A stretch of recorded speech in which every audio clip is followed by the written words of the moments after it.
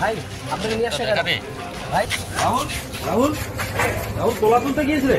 ফাটাপুকুর টোলগেটে গাড়ি আটকে টাকা তোলার অভিযোগে গ্রেপ্তার করা হলো তৃণমূল নেতার ছেলেকে। বৃহস্পতিবার রাতে এই ঘটনা ঘটেছে বলে জানা যাচ্ছে। ধৃতের নাম রাহুল আলী, রাজগঞ্জ ব্লকের তৃণমূল শ্রমিক সংগঠনের ব্লক সভাপতি সলেমান মোহাম্মদের ছেলে অভিযুক্ত। শুক্রবার ধৃতকে জলপাইগুড়ি জেলা আদালতে তোলা হয়েছে। যদিও ওই তৃণমূল নেতার দাবি তার ছেলে তোলাবাজিতে অভিযুক্ত নয়। জানা গেল, গত রাতে জাতীয় সড়কে ফাটাপুকুর টোলগেটের কাছে একটি শুকর বোঝাই ট্রাক আটকে তোলা বা টাকা চাওয়া হয়। অভিযুক্ত রাহুল আলীর বিরুদ্ধে এমনটাই অভিযোগ ওঠে।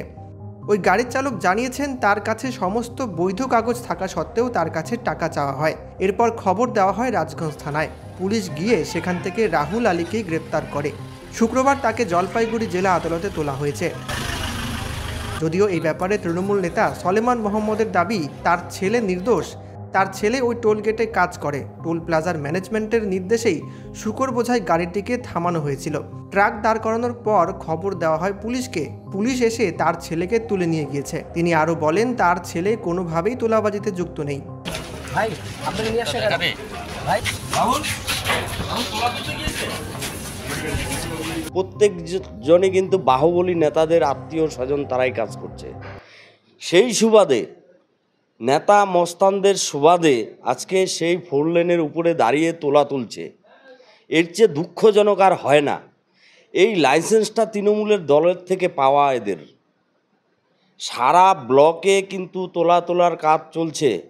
আজকে তাদের দৌলতে তাদের পরিবারের লোকেরাও যদি তোলা শুরু করে তাহলে মানুষ যাবে কোথায়? এগুলোকে আটক করে, ওরা তো কর্মচারী, ওরা তো আটক করবেই। ম্যানেজার যদি বলে থাকে তাহলে তো আটক করবে। সেইটা আটক করছে। আটক করার পরে কিছুক্ষণ পরেই পুলিশ আসে, ছেলেকে নিয়ে যায়। গাড়ি কে একটা এসে বলে আমি কমপ্লেনটা কে? কমপ্লেন করছে ড্রাইভার প্লাস গাড়ির মালিক।